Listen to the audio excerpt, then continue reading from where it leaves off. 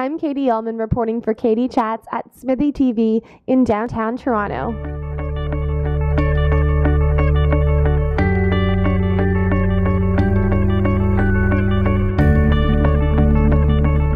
I'm here with the ACTRA tip coordinator, TASSO LAKAS. How does it feel to have 3 tip films? It was you, Charlie, Robert Cohen, Amanda Brugel from Sex After Kids, and Jennifer Podemski from Empire of Dirt. All these people nominated for the ACTRA Awards. It's great. This year we have 3, and we've won in the past. Susan Caven, Aaron Poole? Yeah, Aaron Poole, this beautiful city, swept the awards for Best Performer in both categories, I think 6 or 7 years ago. So I'm looking forward to a win this year. And Sex After Kids is coming out tomorrow. What's the date tomorrow? It's February 6th. February 6th. 6th at the Carlton, I believe. And you can get it on the web. And what made this a unique film for you to get involved with at TIP? Well, first off, it was really an unusual film in that it was put together over a period of time, and when Jeremy came to me and said, this is the kind of picture I want to do, it wasn't typical of what we normally do, and that is, he had a script, but it wasn't a completed script, but it was something that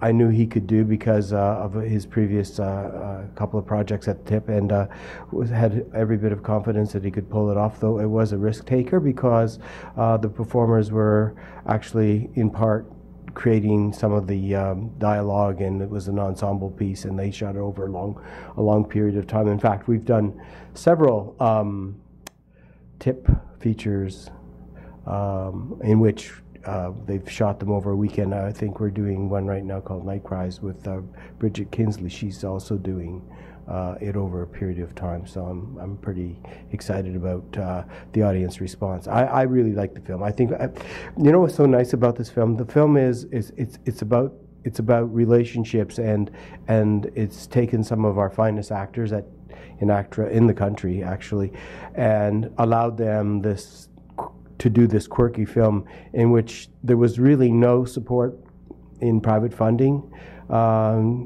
Jeremy raised all the money privately and crowdfunded a portion of it. I'm not exactly sure what portion, but he started out with meager beginnings, and he got a really big bang. And if anybody's out there and they haven't seen this picture, they must see it.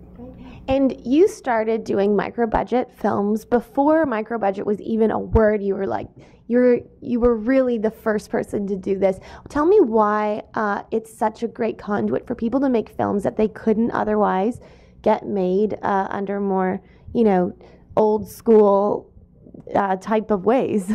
Okay, so what happened 10 years ago when we talk about the TIP Legacy project? Okay, what happened then was we did most of 70% of the pictures were shot on film, and that was only 11 years ago. Now, no films are shot with film. So the technology's made it affordable and accessible to people who really want to pursue their creative muse in the film art form, and this is what makes it special, because now we have not only that technology, but we've had the development of the Red camera, and there's all new, the Alexa, and all these new technologies have just shrunk the cost of production, increased the quality, and now they're accepted at festivals, whereas when we first started, even some festivals would not accept a film unless it was in cellulite. So that makes a big difference today, yeah. And last year you made 65 films, and you've already made a number of films this year, even though it's just February. Tell me a little bit about the themes and what types of projects we can expect coming up. It looks like we're going to see a few more LGBT themes this coming year that went into production last year. There was really no identifying genre. They're stepping up a little bit more in horror genre because there seems to be a market and appetite for it. Romance comedy still happening, but no, there's some it's a little bit all over the place because people are experimenting with markets and they're experimenting with their own creative muse. And don't forget, tip projects are ones that are made to define the artist, and they're not really there to meet a market expectation, though that's what the intention is. So it's people finding their way using different genres and their video voice and vision on the screen. And so, you know, sometimes you do get a little bit of trend, but basically it's really nothing to do with the real market at this time. Yeah. And what is the importance of the ACTRA Awards and recognizing the tremendous talent that's in our union? Well, if the media would pay more attention to it, they would recognize that we have wonderful actors, and that there's every opportunity for Canadians to do well, as they have been and have come to be doing more recently in television series. So hopefully this will generate some investor interest in our filmmaking. We need to have more private investors because the telefilm scenario is not suited to every production. For example, Sex After Kids wasn't a telefilm project, though I think Empire of Dirt was. Absolutely. And it feel to have 2 tip projects mentioned on Now Magazine's top 25 lists of films that feature Toronto and Canada? It was great. I mean, think about it. Don Shabib got beat out. Cronenberg got beat out by Daniel Cockburn and Dan Beckerman with the picture "You Are Here," and McKellar was the only one who beat them with the #1 picture. So that was really interesting. And you know, I mean, Monkey Warfare was number 11. And one of my favorite films, I've Heard the Mermaid Singing, was a picture I worked with, developed through Telefilm, so years ago. So it was really nice to see these films achieve the status that they had and were selected. I don't know how they did the selection, but have you seen that picture? You Are Here? You Are Here.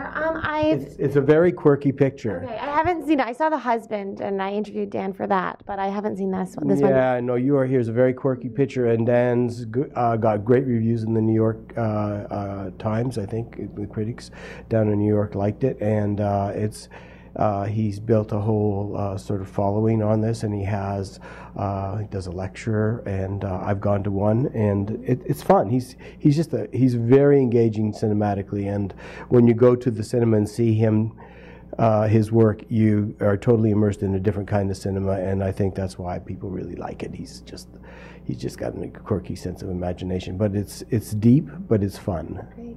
And you see so many different scripts and screenplays coming across your desk.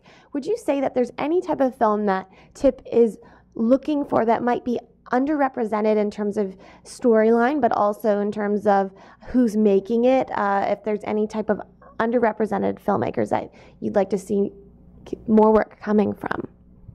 You know, it's an interesting question because I just saw this Italian picture last night, The Great Beauty, I think it's called. It's nominated for Best Foreign Picture.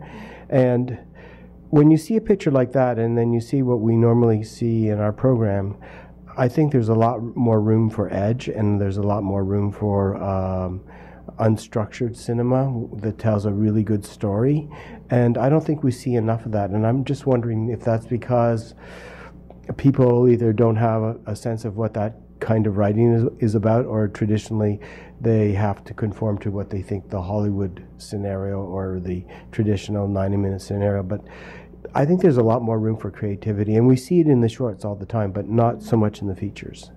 But there's budget limitations. I mean, the program only allows for budgets up to $275, so there's only so many locations and so many days you can shoot with that kind of money.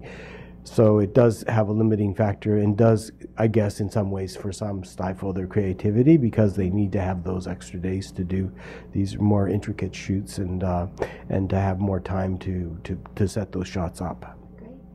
And where can we find out more information on the TIP program and how you have gone to over 4,000 festivals, won over 200 awards, and how you've made over 560 films, ballpark. Yeah.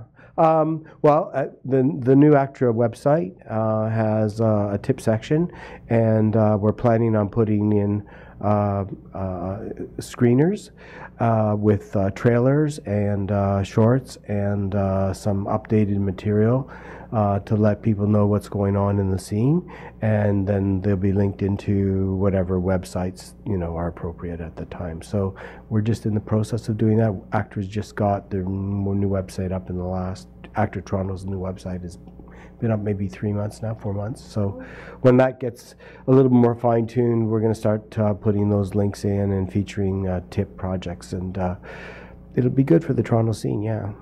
Well, thank you so much. Congratulations on spearheading such an amazing program, and best of luck at the ACTRA Awards. Thank you. I'll be seeing you there. Absolutely. Okay. Thank you.